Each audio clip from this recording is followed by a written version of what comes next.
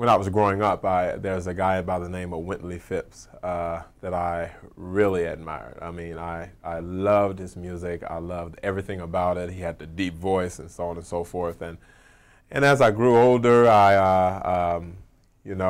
Paul Robeson became one of my musical idols. You know, classically trained. He was a Renaissance man. He, sports hero, an attorney, and I was like, wow, man, this is fascinating. This guy is amazing, you know.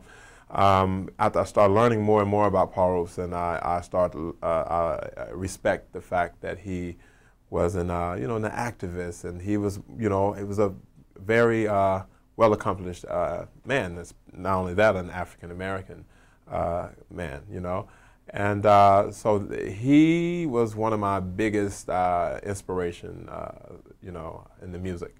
And now that's why I sing the praises of Old Man River, you know. So that was all inspired by him through a vocal teacher, actually. There's an old man called the Mississippi. That's the old man that I'd like to be. What does he care if the world's got troubles?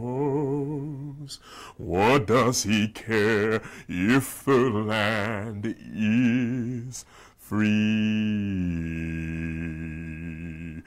That old man river, that old man river, he must know something, but don't say nothing. He just keeps rolling, he keeps on rolling alone.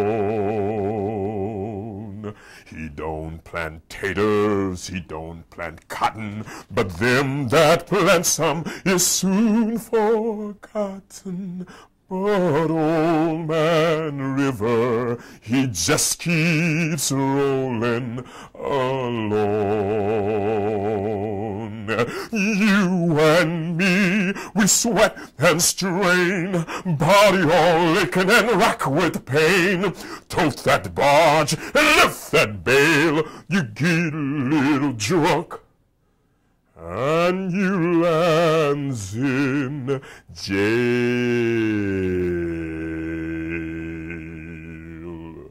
But I keeps laughing instead of crying. I'm tired of living and scared of dying. But old man River, he just keeps rolling alone.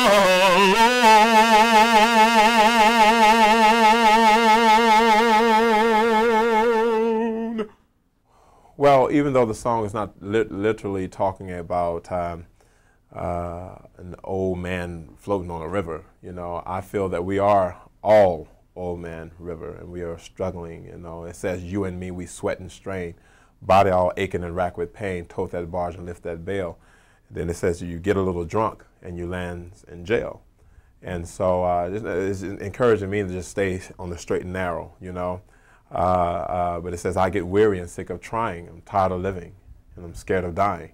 So there's a lot of things in that song, words in that song that is very, sticks very and stays dear and near to my heart, that I have to keep focused and don't be afraid to just do what you do. Just stand still and listen to that still voice. Man, you know, to be honest with you, I thank God for Pierce. Thank him for sharing, thank him for Hasselhoff. But, you know, I'm speechless. You know, I love Barry White, and another one of my idols, I could say. I love it, you know, and I do think there's a time for a change in the music industry because, you know, I always tell people I want to bring back the depth of Barry White and the soul of Mahalia Jackson and the honesty of Bill Withers. So I want to do that. That's what I want to do. And how did Mr. Pierce know? I don't know. But that's exactly, I want to bring that back. I want to bring soul back. I want to bring the classical, give a meaning to the real element of music. That's what I want to do. Side by side we stand, waiting God's command. worshiping a saving King, living by His grace, and I'm moving out with faith. Jesus Himself will see us through.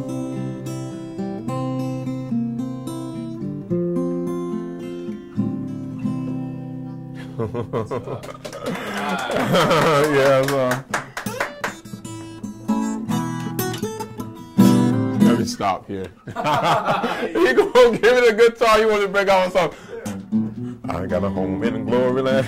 Some hillbilly stuff, but you hear the applause, you hear the screaming, the hollering, and all of it is basically saying, Lawrence, I love you. You know, we want more of you. You know, and that's what I want to do. I want to give more, and that's what it's about. I think that's what music should be about. Just not me trying to sound good and look good.